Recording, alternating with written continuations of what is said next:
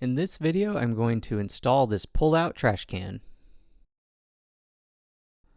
This is the RevaShelf 50-quart trash can off of Amazon. I will put a link to that in the description. This fits the standard 13-gallon kitchen trash bags, and we use one for regular trash and one for recycling. Now, whichever size you get is determined by the space that you have, but because I'm building my base cabinet from scratch, I was able to get one of the larger sizes. And something to keep in mind is that I purchased my pull-out trash can before I determined the size of my base cabinet, just so I knew how big to make it. Now you can see the first can comes out quite nicely. The second one gets stuck. I don't know if when I installed it there was any way to get around that. I don't think there was, but it's actually an easy fix. Well, actually solution.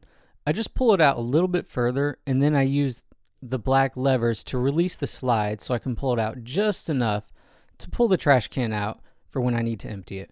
And that works out perfect. As I mentioned in my kitchen remodel video, I didn't know I was going to change the floors. So when I'm installing this base cabinet, I'm marking out where I need to remove the floor and the baseboard.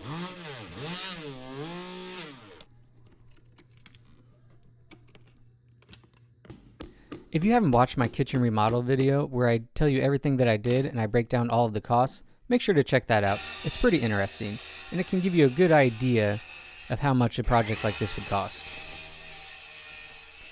So again, just removing the floor now to make space for the base cabinet.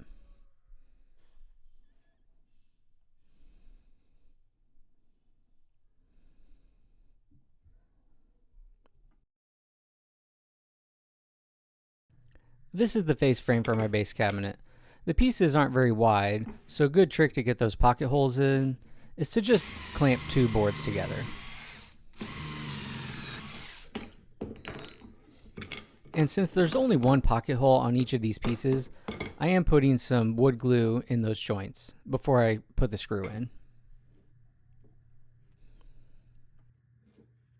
I will have more in-depth videos on building the cabinets later, but you will get a good look at this base cabinet. This really thin piece on the right is going to go up against the existing cabinetry, so I wanted it to be small. And you can see that right here. The floor is not perfectly level, so I just pushed it up against the existing cabinetry and used some shims to make sure that it's level and flush with the existing cabinet. Of course, I also use a level to check on the top of the cabinet. And then I'm just screwing the side to the other cabinet using a countersink bit and appropriately sized screws. I marked where the studs were on the wall, and then I'm transferring those lines to the line of the cabinet so that I can attach the cabinet to the stud as well. And this time, to attach the cabinet to the wall, I'm going to be using some cabinet screws. Here's a good look at the base cabinet. Pretty standard box assembled with 3/4 inch plywood and pocket holes. Pocket holes are also used for attaching the face frame. This piece of wood is the one that's going to hold the drawer slides for the pull-out trash can. I measured where it needed to be and now I'm attaching it to the cabinet. And its placement all depends on which pull-out trash can you got. I'm not going to go into much detail or footage here showing me installing this pull-out trash can because I have another video with a very detailed process on how to install pull-out drawers, which is the exact same process for this pull-out trash can. So check that out. There is a link on the top. That will give you all of the information you need to install a pull-out trash can or some pull-out drawers in a cabinet like this, where the drawers are attached to the sides. Now I'm going to show you how to fill in the gaps that would be very common on a kitchen remodel. I have this one for the trash can, but I also have all of the ones from the old hinges on the old doors that need to be filled. This Wood Restore epoxy putty is perfect for this job.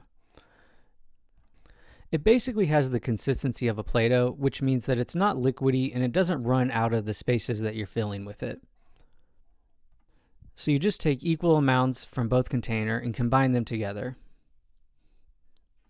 It does start to heat up and harden, so don't work with too much of it at once. Then just start filling in the spaces. You just want to work it in and make sure that there's no air pockets or gaps. After it dries and hardens, the easiest thing to do is just sand it off. That's messy, so use a mask. Here's my seamless finished result from that trash can gap. Can't see the line, can you, Russ? No. There are plenty more videos to come from this kitchen remodel, so make sure to subscribe to the channel. And again, if you want to see everything that I did with before and after images, with a complete and full cost breakdown of the costs, make sure to check out that video. See you next time.